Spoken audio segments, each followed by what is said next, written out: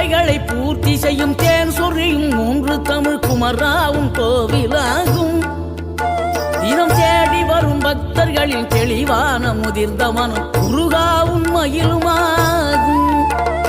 வேடனூறு கொண்டு பெரும் வேங்கை மரமாகி நின்ற வென்றீர் அணிந்த முருகன், நீ வாடுகின்ற உள்ளமதில் வற்றாது அருள் சேர்க்கும் வானோர்கள் போற்றும் தலைவன். நீரெடுத்த மேனியுடன் ஆறிடத்தில் பேரெடுத்து நினைவெல்லாம் இனிக்கின்றவன், நீ ஓர் எழுத்து ஆயுதமாய் ஒளிகின்ற வேலெடுத்து உறுதுணையாய் வருகின்றவன், எனக்கு உறுதுணையாய்